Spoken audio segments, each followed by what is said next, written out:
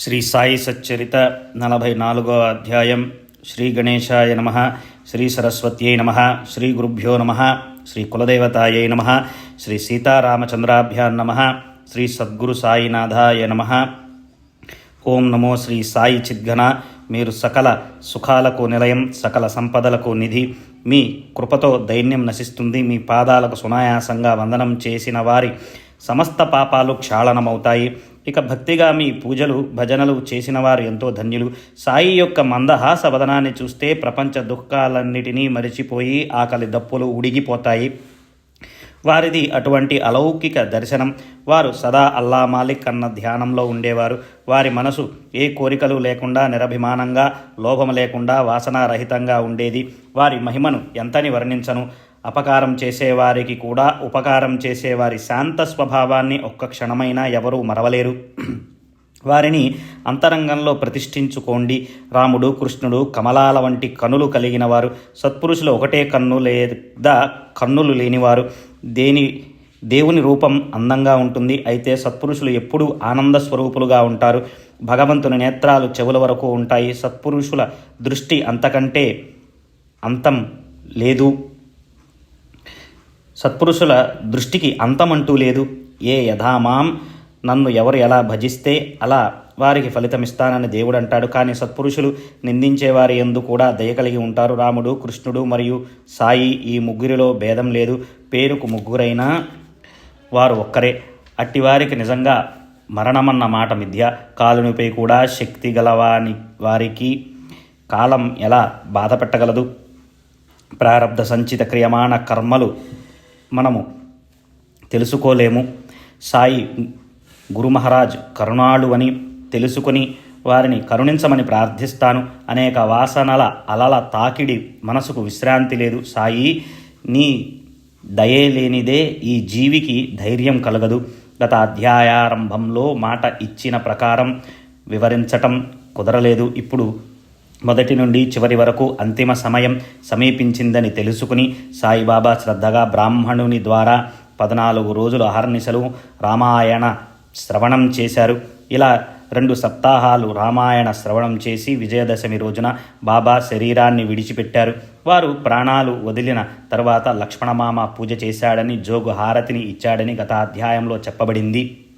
తర్వాత 36 గంటలు హిందువులు, మహమ్మదీయులు బాబా శరీరానికి అంతిమ సంస్కారాన్ని ఏ విధంగా చేయాలి అని ఆలోచించారు. బాబా తమ సమాధి స్థలాన్ని ముందుగానే నిర్ణయించడం, అకస్మాత్తుగా ఇటుక పడిపోవటం, మరియు ఒకసారి బాబా ప్రాణాలను 3 రోజులు బ్రహ్మాండంలో లీనం చేయటం జరిగింది. అది వారి సమాధియా లేక శరీరాన్ని త్యజించటమా అన్నది ఎవరికీ అర్థం కాలేదు. సాయి యొక్క శ్వాసోచ్ఛ్వాసలు ఆగిపోగా వారు మరల లేవటం అశక్యమని అందరికీ అనిపించింది. 3 రోజులు గడిచాక బాబా ప్రాణాలు విడిచారని నిశ్చయించుకున్నారు. ఇక వారి ఉత్తర క్రియలు ఏ విధంగా చేయాలన్న విషయం అందరికీ కలిగింది. ఈ సందర్భంలో తమ అంతరంగంలో సావధానంగా ఉన్న బాబా అకస్మాత్తుగా శరీరంలోకి ప్రవేశించి భక్తుల చింతను తొలగించారు. ఈ కథనంతా శ్రోతలు భక్తిభావంతో వినండి. శ్రవణంతో మనసుకు ఆనందం కలుగుతుంది, కంఠం గద్గతమవుతుంది. ఇది కథ కాదు, ఒక పేటిక. దీనిలో అమూల్యమైన సాయి రత్నాలున్నాయి. ప్రేమపూర్వకంగా తెరచి చూస్తే దర్శన భాగ్యంలోని సుఖం అనుభవమవుతుంది. ఈ అధ్యాయాలన్నిటిలోనూ సాయినాథులు నిండుగా కనిపిస్తారు. వీనిని శ్రవణం చేస్తే మీ మనోభీష్టం సిద్ధిస్తుంది. వీనిని స్మరిస్తే సాయి అండ లభిస్తుంది. ఇది పరమ ఉదార ఆచరణ గల సాయి యొక్క చరితం. దీనిని ఏకాగ్రచిత్తంతో ప్రేమగా శ్రవణం చేయడానికి సిద్ధమవ్వండి. ఈ పావన చరితాన్ని ఎంత విన్నా భక్తుల మనసులకు తృప్తి ఉండదు. ప్రపంచ బాధల నుండి విశ్రామం, పూర్ణ పరమానందం కలుగుతాయి. ప్రసన్నమైన మనసుకు ఆత్మానందం ప్రాప్తిస్తుంది. సాయి యొక్క ఈ కథలు సకల సుఖాలలోనే అతి నిర్మలమైన సుఖాన్ని కలుగచేస్తాయి. ఎంత విన్నా ఇవి నిత్య నూతనంగా ఉంటాయి. ఇదే రమణీయత లక్షణం. అందువలన పావనమైన ఈ సత్పురుషుని కథను ఏకాగ్ర మనసుతో వినండి. బాబా శరీరానికి అంతిమ సంస్కారం ఎక్కడ ఎలా చేయాలి అన్న వాదోపవాదాలతో అందరూ అలసిపోయారు. చివరి వరకు జరిగిన దాని నుండి బుట్టి యొక్క భవనంలోని హాలు మధ్య భాగంలో మురళీధరుని స్థాపనకై కేటాయించిన చోటులో బాబాను స్థాపించటానికి నిశ్చయమైంది. మొదట పునాది త్రవ్వుతున్నప్పుడు బాబా లేండికి వెళుతూ మాధవరావు విన్నపాన్ని తమ తలను ఆడించి సమ్మతించారు. మురళీధరుని స్థాపన కోసం పునాది త్రవ్వుతుండగా మాధవరావు బాబా చేతికి కొబ్బరికాయని ఇచ్చి బాబా దయతో అవలోకించండి అని ప్రార్థించాడు. ఆ శుభ సమయాన్ని గమనించి బాబా, ఈ కొబ్బరికాయను కొట్టు, మనమంతా బాల గోపాలురం, ఇక్కడ కాలం గడుపుదాం, ఇక్కడే కూర్చొని సుఖదుఖాలను ముచ్చరించుకుందాం, పిల్లలకు ఇక్కడే మనశ్శాంతి లభిస్తుంది అని అన్నారు. బాబా ఊరికినే అలా అన్నారని మొదట అందరికీ అనిపించింది. కానీ వారి వచనం అనుభవానికి వచ్చిన తరువాత ఆ మాటలు అర్థభరితమయ్యాయి. బాబా శరీరాన్ని వదిలివేయడంతో మురళీధరుని స్థాపన ఆగిపోయింది. దానితో సాయి అనే నిధిని రక్షించుకోవటానికి అదే ఉత్తమ స్థానమని అనిపించింది. ఈ శరీరాన్ని వాడాలో ఉంచండి అన్న బాబా చివరి మాట ప్రకారం అదే నిశ్చయమైంది. ఈ విధంగా బాబాయే మురళీధరుడయ్యారు. శ్రీమంతుడైన బుట్టి మొదలగు భక్తులు, హిందువులు, మహమ్మదీయులు అందరూ ఇదే విషయాన్ని సమ్మతించినందున బుట్టి భవనం సత్కార్యానికి ఉపయోగపడింది. ఎంతో ధనం వెచ్చించి కట్టిన ఆ భవనం ఉండి కూడా బాబా శరీరాన్ని మరెక్కడో ఉంచితే ఆ భవనం శూన్యంగా అత్యంత భయంకరంగా భాసిల్లేది. ఇప్పుడు ఇక్కడ జరిగే భజనలు, పూజలు, కథాకీర్తనలు, పురాణ శ్రవణం, అతిథి అభ్యాగతులకు అన్నదానం మొదలగునవి జరగటానికి కారణం శ్రీ సాయి. ఇప్పుడు అక్కడ అన్న సంతర్పణకు, లఘు రుద్ర మహారుద్రావర్తనకు దేశ దేశాల నుండి భక్తులు రావటానికి అన్నిటికీ కారణం శ్రీ సాయి. ఇటువంటి సత్పురుషుల వచనంలోని అక్షరం అక్షరం చెవులలో భద్రపరుచుకోవాలి. కానీ ఏదో చెప్పి ఉండవచ్చు అని అగౌరవంతో అలక్ష్యం చేయకండి. మొదట వారి వచనాలు అస్పష్టంగానో లేక ఎంతో సందిగ్ధంగానో ఉన్నా అవి సమయం గడిచాక సరిగ్గా అర్థమవుతాయి. బాబా శరీరాన్ని వదిలే ముందు షిరిడీలోని మసీదులో భవిష్యత్తులో జరగబోయేదానికి సంబంధించిన అపశకునాలు జరిగాయి. ఇప్పుడు వానిలోని ఒక్కటే విషయాన్ని శ్రోతలకు మనవి చేస్తాను. అన్నిటినీ చెప్పాలంటే గ్రంథం పెద్దదైపోతుంది. బాబా వద్ద చాలా సంవత్సరాల నుండి ఒక పాత ఇటుక ఉండేది. వారు దానిపై చేతిని ఆంచి ఆసనం వేసుకుని కూర్చునేవారు. రోజు రాత్రి అయ్యాక మసీదులో బాబా ఏకాంతంగా ఆ ఇటుకను ఆధారంగా ఆసనంగా వేసుకుని ఏకాగ్ర మనస్సుతో కూర్చునేవారు. అలా అనేక సంవత్సరాలు ఏ ఆటంకం లేకుండా గడిచాయి. కానీ జరగనున్నది అనుకోకుండా జరిగిపోతుంది. బాబా మసీదులో లేనప్పుడు ఒక కుర్రవాడు మసీదును శుభ్రం చేయటానికి చిమ్ముతున్నాడు. ఇటుక క్రింద చెత్తను తొడవటానికి ఇటుకను కాస్త లేవనెత్తాడు. అంతే, దానికి విరిగిపోయే వేళ వచ్చింది. ఆ పిల్లవాని చేతిలో నుండి జారి దబేలున క్రింద పడి వెంటనే 2 ముక్కలైంది. ఆ విషయాన్ని విని బాబా, ఇటుక కాదు, నా కర్మే బ్రద్దలైంది అని ఎంతో కలవరపడ్డాడు. వారి కళ్ళ నుండి దుఃఖాశ్రువులు రాలాయి. రోజు వారు యోగాసనానికి వాడుకునే ఇటుక విరిగిపోగా వారి హృదయానికి బాధ కలిగి కంఠం గద్గతమైంది. చాలా కాలం నాటి ఇటుక వారి ఆసనానికి మూలాధారమైంది. అకస్మాత్తుగా విరిగిపోవటంతో వారికి మసీదు శూన్యంగా అనిపించింది. అది ఇటుకే అయినా బాబాకు ప్రాణ సమానంగా అత్యంత ప్రియమైనది. అందువలన దాని స్థితిని చూచి వారు చాలా బాధపడ్డారు. ఆ ఇటుక పైన మోచేతిని ఆంచి బాబా గంటలు గంటలు ఆసనంలో యోగతత్పరులై కూర్చునేవారు. దానిపై వారికి చాలా ప్రేమ. దాని సహవాసంలో ఆత్మచింతన చేసేవాడిని. అది నా ప్రాణం, నాకు తోడుగా ఉన్నది, విరిగిపోయింది, అది లేక నేను కూడా ఉండను. ఆ ఇటుక నా జన్మకు తోడుగా ఉన్నది, అది ఈరోజు నన్ను వదిలిపోయింది అని దాని గుణాలను తలుచుకుని బాబా బాధపడ్డారు. ఇక్కడ సహజంగా సందేహం కలుగుతుంది. ఇటుక క్షణభంగురమైనది కదా, మరి దానికోసం ఎందుకు శోకించటం, లోకులు ఏమనుకుంటారు అని మొదట ఎవరికైనా సరే సంశయం కలుగుతుంది. సాయి చరణాలకు నమస్కరించి నేను దానికి సమాధానం చెప్పడానికి ప్రయత్నిస్తాను. సత్పురుషులు జగత్తును ఉద్ధరించడానికి మరియు దీపాలను, పామరులను, దీనులను తరింపచేయటానికి అవతరిస్తారు. కానీ వారికి వేరే ఏ అవసరం లేదు. నవ్వటం, ఏడవటం, ఆడటం మొదలగు లౌకిక ఆచరణలు నటనలే అని ఇందులోని సారం. శ్రేష్ఠులు ఆచరించినట్లుగానే లోకులు వ్యవహరిస్తారు. సత్పురుషులు పూర్ణ జ్ఞానులైన, సకల కోరికలు తీరిపోయిన వారైనా లోకులను తరింపచేయటానికి కర్మాచరణలో ఉద్యుక్తులై ఉంటారు. సాయిబాబా శరీరాన్ని వదలటానికి 32 సంవత్సరాలకు పూర్వమే వారి సమాధి అయిపోయి ఉండేది. కానీ మహల్సాపతి యొక్క బుద్ధి చాతుర్యం వలన ఆ దురదృష్ట సంఘటన ఆగింది. ఆ దుర్ఘటన ఆగిపోకుండా ఉంటే అందరికీ సాయి యొక్క సందర్శన యోగం ఎలా కలిగేది? 43 సంవత్సరాల క్రిందటే బాబాతో వియోగం ఏర్పడే దురదృష్టం పట్టి ఉండేది. మార్గశీర్ష శుద్ధ పౌర్ణమి నాడు బాబా ఆయాసంతో అస్వస్థులయ్యారు. శరీర ధర్మాన్ని సహించటానికి ప్రాణాలను బ్రహ్మాండంలో చేర్చారు. ఇప్పుడు మేము 3 రోజులు ప్రాణాలను బ్రహ్మ సహస్రారంలో నిలిపి ఉంచుతాం, మమ్మల్ని మేలుకొలపవద్దు అని బాబా చెప్పారు. మసీదులో సభా మండపంలో ఒక మూలనున్న స్థలాన్ని వేలితో చూపించి అక్కడ నా సమాధి కోసం త్రవ్వి ఆ స్థలంలో నన్ను ఉంచండి అని చెప్పారు. మహల్సాపతితో 3 రోజుల వరకు నన్ను వదలకుండా జాగ్రత్తగా చూడు అని స్పష్టంగా చెప్పారు. నా సమాధి పైన గుర్తుగా 2 పతాకాలను ఉంచండి. అవి చెప్పుతూ బాబా తమ ప్రాణాలను సహస్రారంలో నిలిపారు. అకస్మాత్తుగా తల తిరిగి పడినట్లు నిశ్చేష్టగా పడిపోతే వారు క్రింద పడకుండా మహల్సాపతి తన ఒడిలో పడుకోబెట్టుకున్నాడు. అందరూ బాబాపై ఆశను వదులుకున్నారు. రాత్రి 10 గంటల సమయం అప్పుడు ఆ విధంగా జరిగితే అకస్మాత్తుగా ఇలా జరిగిందేమిటా అని ఎవరికి నోట మాట రాలేదు. బాబా యొక్క శ్వాస కానీ నాడి కానీ ఆడటం లేదు. బాబా ప్రాణాలు వదిలి వేసినట్లే అనిపించింది. జనులకు ఆ పరిస్థితి భయంకరంగా ఉంది. కానీ సాయి మాత్రం సుఖంగా ఉన్నారు. తర్వాత మహల్సాపతి అతి జాగ్రత్తతో అహర్నిశలు సావధానంగా సాయిని జపిస్తూ అక్కడే మెలకువగా కూర్చున్నాడు. సమాధిని త్రవ్వటానికి సాయి స్వయంగా ఆజ్ఞాపించినా అలా చేయటానికి ఎవరికి ధైర్యం చాలలేదు. బాబా సమాధి స్థితిలో ఉండటం చూచి గ్రామ ప్రజలందరూ అక్కడ చేరి ఆశ్చర్యంగా చూడసాగారు. మహల్సాపతి మాత్రం బాబా తలను ఒడి నుండి క్రిందకు దింపలేదు. ప్రాణాలు పోయినాయని తెలుసుకుని ఒక్కసారిగా భక్తుల గుండె అలసిపోయింది. 3 రోజులు ఉంచండి అని బాబా లోకలకును మభ్యపెట్టారు అని భక్తులు అనుకున్నారు.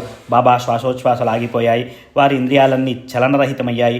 ఏది కదిలే సూచనే లేదు. శరీరంలోని వేడి కూడా మందగించింది. బాహ్య వ్యవహారాల స్పృహ అసలు లేదు. వాక్కు దృఢమౌనం వహించినట్లుంది. మరల ఎలా స్పృహకు వస్తారు అని అందరికీ చింతపట్టుకుంది.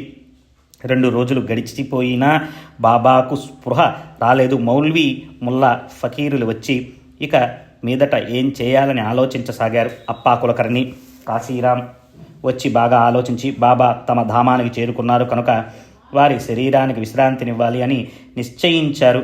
అయితే ఇంత తొందర పనికిరాదు, కొంతసేపు ఆగటం మంచిది. బాబా ఇతరుల వలె కాదు, వారి మాట తిరుగులేనిది అని కొందరు అన్నారు.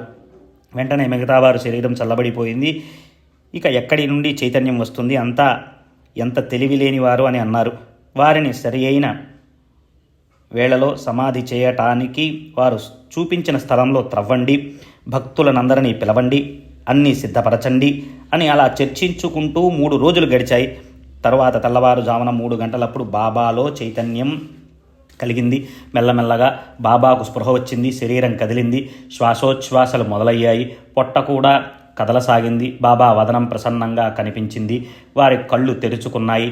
చేష్టారహితంగా ఉన్న శరీరంలో మెలుకున్న లక్షణాలు కనిపించాయి. బహుశా శరీరాన్ని మరిచిపోయారేమో, అది మరల గుర్తుకు వచ్చిందేమో, పోయిన ద్రవ్యం మరల లభించినట్లుగా భోషాణం తెరుచుకున్నట్లుగా అయింది. సాయిబాబాకు స్పృహ రాగానే అందరూ ప్రసన్నవదనులయ్యారు. భగవంతుని దయ వలన విఘ్నం తొలగింది. అయినా అందరూ ఆశ్చర్యంలో మునిగిపోయారు. మహల్సాపతి బాబా ముఖాన్ని సంతోషంగా చూచాడు. సాయిబాబా కూడా మెల్లగా తలను ఆడించారు. మౌల్వీలు, ఫకీరులు ముఖాలు పాలిపోయాయి. భయంకరమైన సంఘటన తొలగిపోయింది. మౌల్వీ యొక్క బలవంతానికి మహల్సాపతి బాబా ఆజ్ఞను పాలించకుండా తమ నిశ్చయాన్ని ఏకాస్త సడలించిన కఠిన పరిస్థితి ఏర్పడి ఉండేది. 43 సంవత్సరాల క్రితమే బాబా సమాధి అయిపోయి ఉండేది. అప్పుడు ఆనందప్రదమైన వారి మాటలు, వారి మనోహరమైన దర్శనం ఎలా ప్రాప్తించేవి? సాయిబాబా లోకోపకారం కొరకు సమాధిని వదిలి ప్రాణాలతో లేవగా భక్తులు సంతుష్టులయ్యారు. భక్తుల కార్యార్థం కృషి చేసి పరమానందంలో లీనమైన వారిని ఎలా మేలుకొలపగలరు? వారి లీల అంతుపట్టనిది. తరువాత బాబా మేలుకున్నట్లు తెలుసుకుని భక్తులు సంతోషంగా వారి దర్శనానికి పరుగులు తీశారు. బాబా మరల లేవటం అందరికీ సుఖకారణమైంది. ఇక పూర్వ కథానుసంధానం. ఇంతవరకు బాబా శరీరాన్ని వదిలిన విషయం గుర్తు ఉన్నంత వరకు పూర్తిగా చెప్పటం జరిగింది. శ్రోతలు ఒక క్షణం ఆలోచించండి. ఎందుకు సంతోషించాలి, ఎందుకు శోకించాలి? ఇవి 2 అవివేకమే కదా. మన సాయిబాబా 3.5 మూరల స్థూల శరీరమా? స్థూల ఇంద్రియాల గూడు మాత్రమేనా? ఆ భ్రమణంతా తొలగించుకోండి. సాయి అంటే శరీరమేనని అనుకుంటే ఆ విదేహునికి ఏ పేరు లేదు, ఏ రూపం కూడా లేదు. శ్రీ సాయి రూపానికి అతీతులు. శరీరం నశ్వరం కానీ ఆత్మ నాశనారహితం, స్వతంత్రం. శరీరం పంచభూతాలతో కూడినది కానీ ఆత్మ వస్తువు అనాది అనంతం. శరీరంలోని శుద్ధతత్వం, జడమైన ఇంద్రియాలను నడిపించే బ్రహ్మ చైతన్యమైన ఆత్మ వస్తువు పేరు సాయి. ఆ ఆత్మ ఇంద్రియాతీతమైనది. ఇంద్రియాలు జడం, ఆత్మను తెలుసుకోలేవు. ఆత్మే ఇంద్రియాల కార్య ప్రవృత్తి కారణం. ప్రాణాలను నడిపించేది ఆత్మే. ఆ ఆత్మశక్తి పేరు సాయి. ఆ చైతన్య శక్తి లేని చోటు లేదు, అది లేని దిశలు కూడా శూన్యం. అది చరాచరాలన్నిటిలో నిండి ఉంది. ఆ శక్తియే సాయి రూపంలో అవతరించింది. ముందు అవ్యక్తంగా ఉండి నామరూపాలతో వ్యక్తమైంది. అవతార కార్యం సమాప్తి కాగానే మరల అవ్యక్తంలో కలిసిపోయింది. అవతార కార్యం ముగిశాక శరీరాన్ని వదిలి నిర్వికల్ప భువనంలో ప్రవేశించినట్లుగా సాయిబాబా చర్య కూడా జరిగింది. శ్రీ నృసింహ సరస్వతి స్వామి గుప్తమైపోవాలని తలచినప్పుడు గాణుగాపురంలో పర్వతయాత్రకు వెడతానని ఏకాఏకి బయలుదేరారు. భక్తులు వారిని అడ్డగించారు. నేను లోకాచారంగా వెళుతున్నాను, కానీ నేను గాణుగాపురాన్ని విడవను. ప్రాతకాలం కృష్ణాతీరంలో స్నానం చేసి, బిందు క్షేత్రంలో అనుష్ఠానం చేసి, మఠంలో పాదుకల పూజ చేయించుకుంటూ నిరంతరం ఇక్కడే నివసిస్తూ ఉంటాను అని వారిని శాంతపరిచారు. అట్లే సాయిబాబా కూడా కేవలం లోకాచారం కోసం వెళ్ళారు. సరిగ్గా గమనిస్తే స్థిరచరాలన్నింటిలోనూ శ్రీ సాయి ఉన్నారు. వారి వారి భక్తిని బట్టి భక్తులకు అనుభవాలను కలుగుతాయి. శ్రీ సాయి మరణాతీతులు, ఇందులో ఏమాత్రం సందేహం లేదు. సాయి స్థిరచరాలలో నిరంతరం నిండి ఉన్నారు. సాయి అందరిలోనూ లోపల బయట ఉన్నారు. సాయి మీలోనూ మాలోనూ నిరంతరము ఉన్నారు. దీన దయాళు అయిన సాయి సమర్థులు భక్తులను పాలిస్తారు. వారు పరమ ప్రేమను ఆశిస్తారు. వారు అందరినీ అత్యంత స్నేహభావంతో ఆదరిస్తారు. వారు ఇక చర్మ చక్షువులకు కనిపించకపోయినా వారు సర్వత్రా ఉన్నారు. వారు సూక్ష్మ రూపంలో దాగి ఉన్న మనలను మంత్రముగ్ధులను చేస్తారు. వారి ప్రస్థానం కేవలం బూటకం, మనలను మభ్యపెట్టడానికి ఆడిన నాటకం. వారు ఎన్నెన్నో పాత్రలను నటించగల నటులు. నశ్వరమైన శరీరాన్ని వదిలి అవినాశి అయ్యారు. వారి హృదయంలో ఉన్న ప్రేమను పదిలపరుచుకుని వారిని అవగాహన చేసుకుని చివరకు కార్యాన్ని సాధించుకుందాం. వారిని మనఃపూర్వకంగా ఆరాధిస్తూ భక్తి భావంతో స్మరించే భక్తులందరికీ వారి సర్వవ్యాపకత్వం అనుభవంలోకి కనిపిస్తుంది. చిత్స్వరూపమైన వారికి సృష్టి స్థితి లయలంటే భయం లేదు. వారు ఎల్లప్పుడూ చిన్మయులు. వికారాలకు వారి వద్ద చోటు లేదు. ఆభరణాలుగా మారక ముందు ఉన్న బంగారం ఆభరణాలుగా మారిన తర్వాత కూడా ఆ బంగారం బంగారంగానే ఉంటుంది. అది తన అస్తిత్వాన్ని త్యజించదు. అనేక రకాల నగలు నశించిపోయే రూపాంతరాలు, వాని నామ రూపాలు పోతే మిగిలేది ఏ ఆకార వికారాలు లేని బంగారం. హేమాడ్ పంత్ ఈ బంగారంలో సంపూర్ణంగా లీనమైపోయి సుగుణాలు గల సాయి చరణాలకు అంకితమై ప్రళయాంతం వరకు వసించుగాక. తర్వాత బాబా యొక్క 13వ దినం జరిపారు.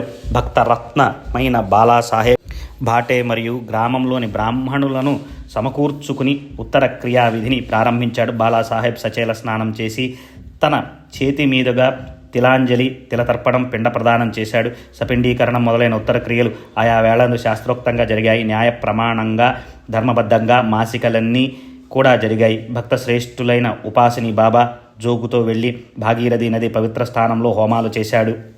బ్రాహ్మణులకు భోజనం, అన్న సంతర్పణ, దక్షిణ ప్రదానాలు విధివిధానంగా చేసి మరలి వచ్చారు. ఇప్పుడు బాబా ప్రత్యక్షంగా లేకపోయినా, వారితో సంభాషణ లేకపోయినా మసీదును చూడగానే గతించిపోయిన ఆనందాలను గుర్తుకు చేసుకుంటూ ఉన్నారు. బాబా రోజు కూర్చునే పద్ధతిలో వారిని చూచి ఆనందానుభూతిని పొందటానికి మసీదులో వారి తైలవర్ణ చిత్రపటాన్ని ప్రతీకగా స్థాపించారు. సాయిబాబా శరీరం కనిపించకపోయినా ఈ పటాన్ని చూస్తే బాబా యొక్క భక్తులు వారు మరల వచ్చినట్లు అనిపిస్తుంది. అందమైన ఈ చిత్రాన్ని శ్యామారావు జేకర్ గీశాడు. మనోహరమైన ఈ పటం బాబాను ఎప్పుడూ స్మరణకు తెస్తుంది. జేకర్ ప్రసిద్ధ చిత్రకారుడే కాదు, గొప్ప బాబా భక్తుడు కూడా. బాబా ఆజ్ఞానుసారం శ్రద్ధగా నడుచుకునేవాడు. ఇతని ద్వారా బాబా పటాలను గీయించి ధ్యాన ధారణల నిమిత్తం భక్తులు తమ ఇళ్లలో స్థాపించుకున్నారు. సత్పురుషులకు మరణం అనేది ఎప్పుడూ లేదు. పూర్వం ఈ విషయాన్ని అనేకసార్లు వివరించడం జరిగింది. ఇది మీకు గుర్తు ఉండాలి, మరల స్పష్టపరచడం అవసరం. ఇప్పుడు బాబా దేహధారులు కారు, అయినా వారిని స్మరించే వారికి ఇప్పుడు కూడా మునుపటి వలనే శుభాలను కలగచేస్తారు. బాబా ఎవరికో ఏదో చెప్తారు, కానీ వారు శరీరాన్ని విడిచి వెళ్ళిపోయారు కనుక వారు చెప్పినది అనుభవంలోకి రాలేదు అని అనుకోకండి. బాబా ఆ మాట బ్రహ్మలిఖితం. దృఢమైన విశ్వాసంతో మీ అనుభవాన్ని తెలుసుకోండి. వెంటనే అనుభవం కాకపోయినా కొంతకాలానికి తప్పక అనుభవమై తీరుతుంది. జోగు పేరు వచ్చేసరికి కథలో మరో ఉపకథ గుర్తుకు వచ్చింది. అతని అపూర్వ కథను వింటే సాయి యొక్క ప్రేమ తత్వం తెలుస్తుంది. ఇది చిన్న సంభాషణ అయినా గురుభక్తులకు అత్యంత బోధప్రదమైనది. వైరాగ్యాన్ని పొందినవారు భాగ్యవంతులు, ప్రాపంచిక విషయాలలో బంధింపబడిన వారు అభాగ్యులు. ఒకసారి జోగ్ బాబాను, నా స్థితి ఇంకా ఇదేనా? నా కర్మగతి విచిత్రం. నేను ఎప్పుడు మంచి స్థితిని పొందుతాను? అనేక సంవత్సరాల నుండి నేను మీకు అనన్య సేవ చేస్తున్నాను కదా, మరి దేవా, ఈ చెంచల మనస్సుకు ఇంకా శాంతి లేదు. ఎందుకు నేనింత దౌర్భాగ్యుణ్ణి? సత్పురుషుల సాంగత్యంలో లభించింది ఇదేనా? సత్సంగం యొక్క ఫలితం ఈ శరీరానికి ఎప్పుడు ప్రాప్తిస్తుంది అని ప్రశ్నించాడు. భక్తుని ఆ మొర విని సాయి సమర్థులు పరమ ప్రీతితో జోగుకు ఏమని ప్రత్యుత్తరం ఇచ్చారో స్వస్థ చిత్తులే ఆలకించండి. నీ దుష్కర్మలు నశించి నీ పుణ్యపాపాలు బూడిదైపోయినప్పుడు, నీ భుజానికి జోలిని చూచినప్పుడు నీవు భాగ్యశాలివని అంగీకరిస్తాను. నీ ఉపాధి తొలగినప్పుడు, నీవు భగవద్భక్తిలో మునిగిపోయినప్పుడు, ఆశా పాశ బంధం విడిపోయినప్పుడు నిన్ను నేను భాగ్యవంతుడని తలుస్తాను. విషయ సుఖాలలో నీ ఆసక్తిని త్యజించి నేను నీవనే భేదభావం అయుక్తమని తలచి జిహ్వను ఉపస్థను అదుపులో ఉంచుకున్నప్పుడు నీవు భాగ్యశాలివని నేను అంగీకరిస్తాను. కొంతకాలానికి బాబా వచనం సత్యమైంది. సద్గురు కృప వలన బాబా చెప్పిన విధంగా జోగుకు వైరాగ్యం కలిగింది. అతని పుత్ర సంతతి బంధం లేదు. భార్య సద్గతి పొందింది. మరణానికి ముందే జోగు సన్యసించాడు.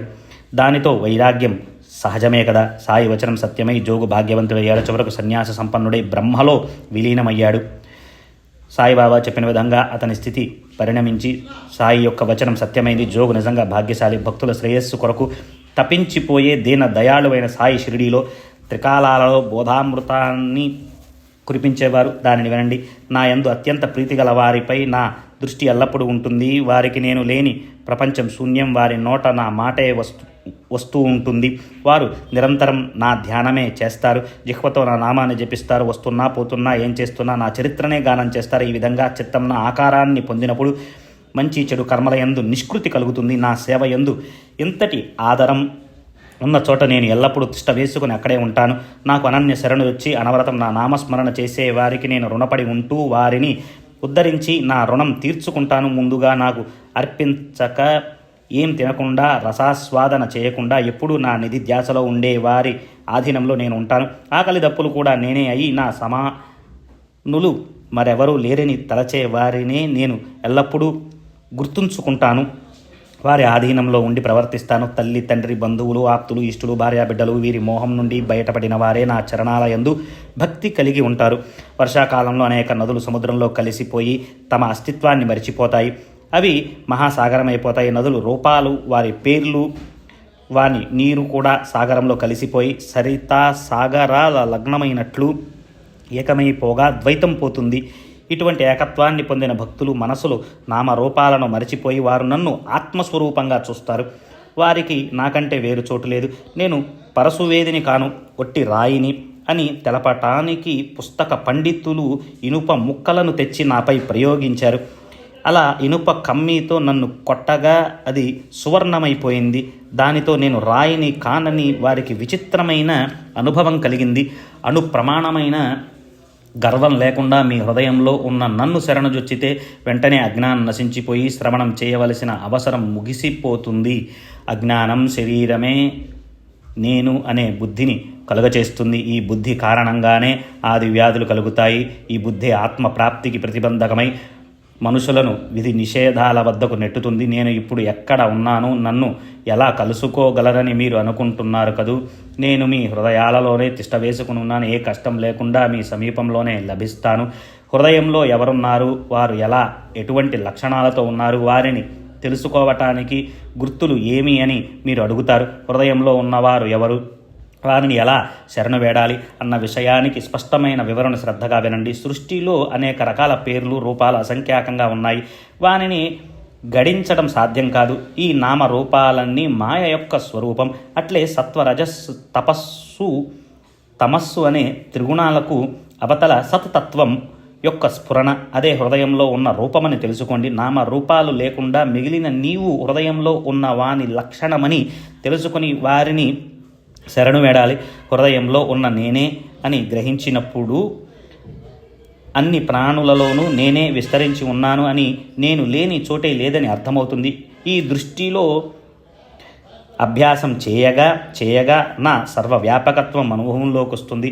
అప్పుడు మీరు నాతో సామరస్యాన్ని పొంది సంపూర్ణ అనన్యత్వాన్ని అనుభవిస్తారు. ధ్యానం చైతన్యంలో లగ్నమై అంతఃకరణం పరిశుద్ధమవుతుంది. గంగా జలాన్ని తాకకుండానే గంగా స్నానం అవుతుంది. ప్రకృతి సిద్ధంగా జరిగిపోయే కర్మలయందు అభిమానం ఉండటం వలన బంధనం ఏర్పడుతుంది. కనుక జ్ఞానులు వానికై ప్రాకులాడక ఎప్పుడు అంతరంగంలో జాగరూకులై ఉంటారు. స్వస్వరూపంలో ధ్యానమగ్నులై అక్కడ నుండి అణువంతైనా కదలకుండా ఉంటారు. వారికి సమాధిలో ఉండటం లేదా సమాధి నుండి లేవటం అనే రెండుటితోనూ ప్రయోజనం లేదు. అందువల్ల శ్రోతల చరణాలకు శిరస్సు వంచి అత్యంత ప్రేమగా విన్నవించడం, దేవుడు, సత్పురుషులు, భక్తులు వీరందరి యందు భక్తి గౌరవాలను కలిగి ఉండండి అని.